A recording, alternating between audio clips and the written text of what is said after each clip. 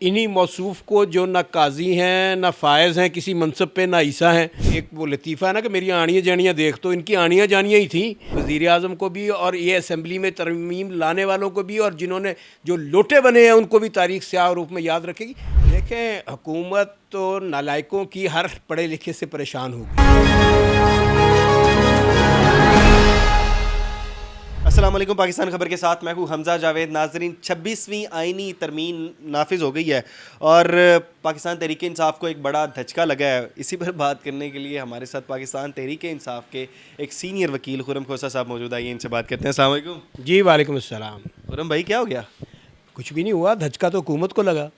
دھچکا ان کو اس لیے لگا کہ جو وہ چاہ رہے تھے کہ ایک علیحدہ عدالت بنائے، وہاں پہ ایک ریٹائرڈ جج کو جو ہے چیف جسٹس، اور یہ انہی موصوف کو جو نہ قاضی ہیں نہ فائز ہیں کسی منصب پہ، نہ عیسیٰ ہیں، کہ ان کو وہ بٹھا دیں وہاں پر، اور وہاں پر وہ بیٹھ کر وہی کریں جو ادھر کر رہے ہیں.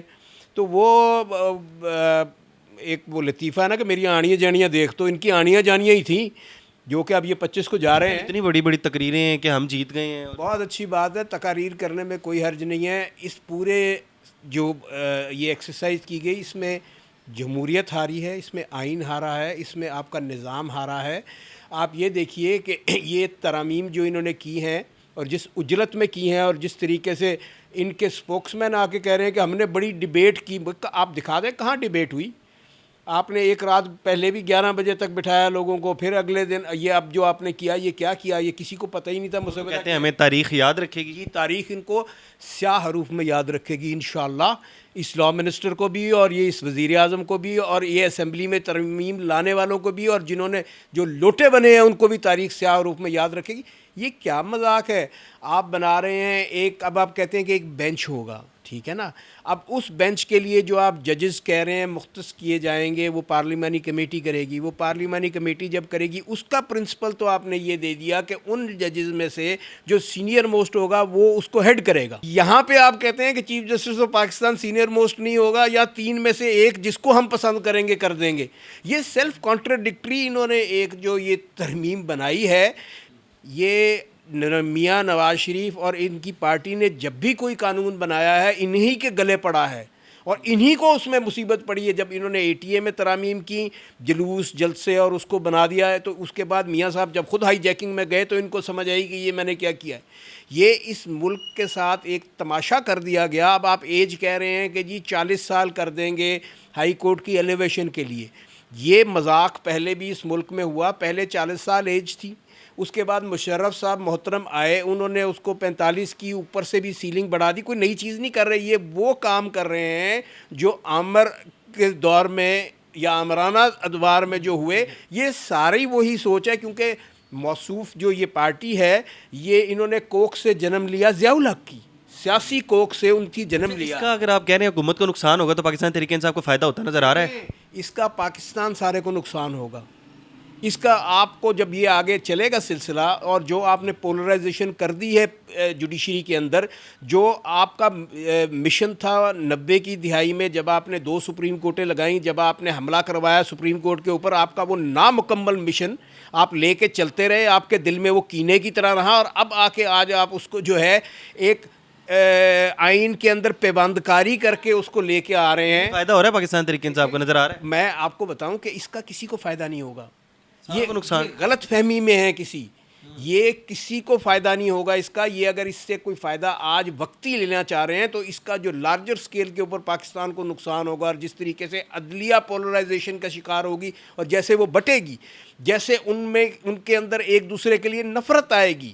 یہ بجائے کہ چیزوں کو جوڑتے، اداروں کو مضبوط کرتے، یہ جب سے آئے ہیں انہوں نے، جن کے بارے میں نے کہا جو فائز ہیں اس وقت وہاں منصب پر، جو 25 کو چلے جائیں گے تو پتہ لگے گا وہ کبھی فائز ہی نہیں تھے. یعنی نیکسٹ چیف جسٹس سید منصور علی شاہ ہوں گے. اس کے علاوہ آپ کے پاس چارہ کون سا ہے؟ آپ کیا سینئر دیکھیں، میں نے وہی ابھی آپ کو بتایا کہ سیلف کانٹراڈکٹری جو انہوں نے کیا، کہ وہ تو بینچ جو بنے گا آئینی، اس میں سینیورٹی والا آٹو بن جائے گا، خود بخود بن جائے گا.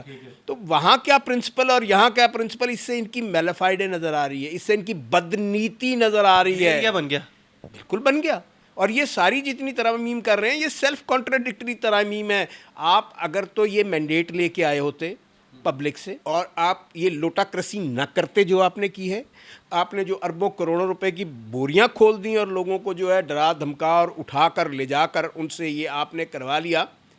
पहले तो बात ये है कि क्या आवाम से आपने ये मैंडेट लिया था, आपके मैनिफेस्टो का ये हिस्सा था, या जो आइन बनाने वाले थे उन्होंने बाज़ चीज़ों में रख दिया, कोटा सिस्टम इतने साल के बाद ख़त्म हो जाएगा। जब ये 73 का आइन बना, वो LFO की एक असेंबली थी, उसके ज़रिए बना, वो कॉन्स्टिट्यूंट असेंबली थी, सिर्फ आइन बनाने के लिए आई थी। आइन ने इस असेंबली को पैदा किया, तो ये असेंबली इस आइन को नहीं बदल सकती थी। इस आइन को बदलने के लिए आपको दोबारा जाना था कॉन्स्टिट्यूंसी के पास, वोटर के पास, मैंडेट लेके कि जी ये हमारा जो है मैनिफेस्टो है, ये हमें इस पे मैंडेट दें। आप मैंडेट लेके आते, कर भारत और कर लिया। अब आप आगे देखिए क्या तमाशे होते हैं इनके साथ। क्या नुकसान होगा। अच्छा ये बताइएगा कि ये तमाम मामला हमने देखा सैयद मंसूर अली शाह साहब के ख़िलाफ़, हुकूमत बहुत इनसे परेशान है, ऐसा क्यों?